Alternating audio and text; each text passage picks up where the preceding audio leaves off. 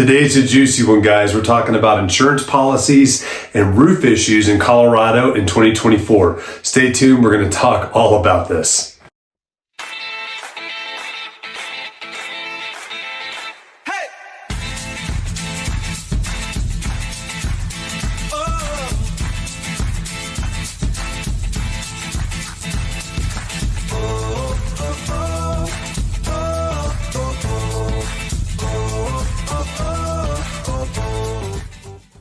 Hey guys, I'm James Dean, team leader of the James Dean Mountain Homes team. Thank you so much for watching these videos. Just really quick before we get into the meat of this video, I just wanted to make sure if you haven't done so already, hit that subscription button down below, hit that notification bell. That keeps you updated on all the new videos that we have coming out weekly.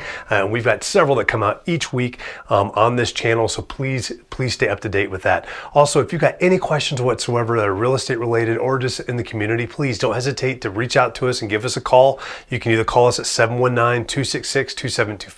You can text us to that number as well, or you can email us at info@jdmret.net. Please, whatever you got to do to get those questions to us, please ask. We're here to help. We're here to provide value to you and helping you make informed decisions, whether you're looking to buy or sell real estate or just typical questions for the community out here. We are local experts in this area and we love this area. So please reach out to us, and we hope you guys enjoy this video. Okay, so today, guys, we're talking specifically about insurance policies and roof issues here in Colorado. So as many of you are probably very aware, insurance has become this hot topic, specifically in California and Florida, and it has reached its way to Colorado as well. Now, everything rides in waves, and usually the insurance adjustments ride on the backside of a lot of waves. So a lot of what we saw that we're not really focusing on in this video, but we did see a lot of movement and changes in insurance premiums because of fire risk, specifically here in the Teller County or in the Pikes Peak area up in the mountains, because of a couple of years ago when we had an extremely dry and an extremely windy year with lots of fires that happened up here. We didn't lose a single residential structure at all. We have fantastic emergency services that are out there taking care of us whenever these things happen. It always blows my mind how amazing the individuals we have out there are, both volunteer and paid for assets. It's just fantastic. Of course, insurance adjusters and insurance companies get really concerned about their risk portfolios on that. So they started raising prices due to that, and they started rejudging and recalculating fire risk because of that.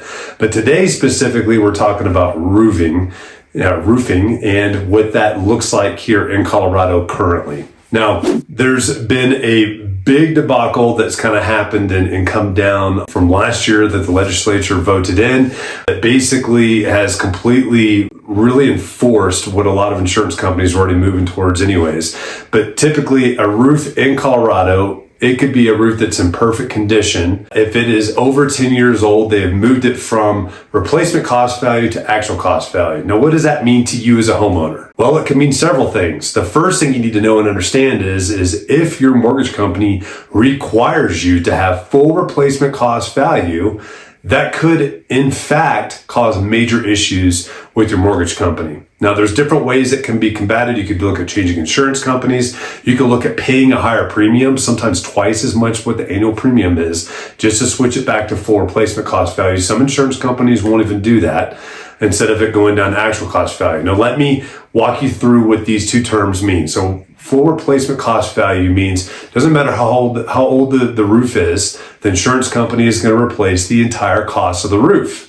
So your roof could be 20 years old, hail comes in, and they replace the entire roof minus your deductible for full replacement cost value.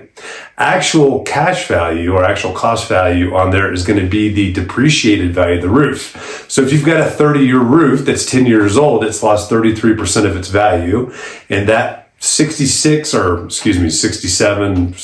a half, however you want to get to it with the percentages, those 2/3 that are still there, the insurance company is only going to pay that amount minus the deductible on there. Now, there's other different ways it can be worked through. So if you're an insurance person out there and you know all this stuff, I'm not giving a full-on insurance class. All I'm doing is educating homeowners so they know how to ask the right questions when the time comes for looking at their insurance policies and adjusting or looking to see what they've got actual coverage for. Now, I've heard stories from different brokers as we've kind of gone through some of the things that have happened this year where they've actually had to go and replaced the roof on their house that has been 16 years old that had nothing wrong with it, because their insurance company made this change on the policy. Their insurance company actually dropped them.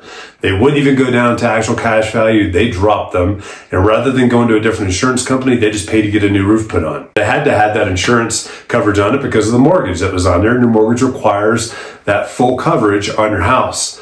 Now, I've also had a client, we're going through an HOA or a condo association.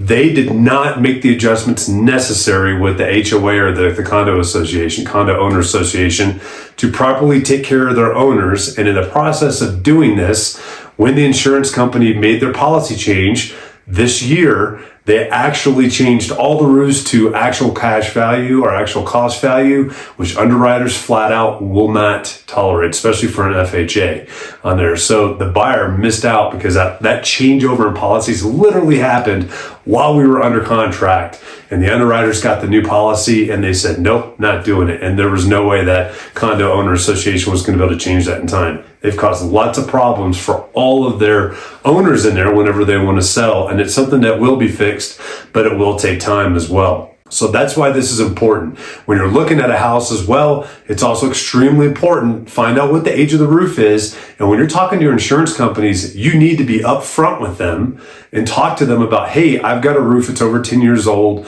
It's composite shingle or it's asphalt shingle. Is this going to be a problem on here? Do we need to look at possibly having to get a new roof? Are we going to be able to do this and working with them and the lender to make sure you've got everything lined up and it's done correctly, so that when you buy that house, you're not suddenly finding out when the adjuster decides to look at your file, oh, you're going to need a new roof, otherwise we're not going to insure you. And then you're scrambling to find insurance after you close. That is not a good time to find that out. So I hope you found this information extremely helpful. And if you guys have any questions, please ask.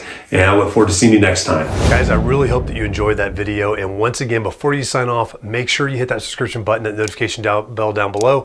That will keep you updated on all the new videos that we have come out that are here to inform you and help keep you updated on what's happening here, both in the community and in real estate as well. And once again, too, if you've got any questions, please do not hesitate to give us a call, 719-266-2725. You can text us at that number as well, or you can email us at info@jdmret.net, and we will get back to you as quickly as possible to answer all of those questions. We're here to serve you, and we look forward to helping you soon.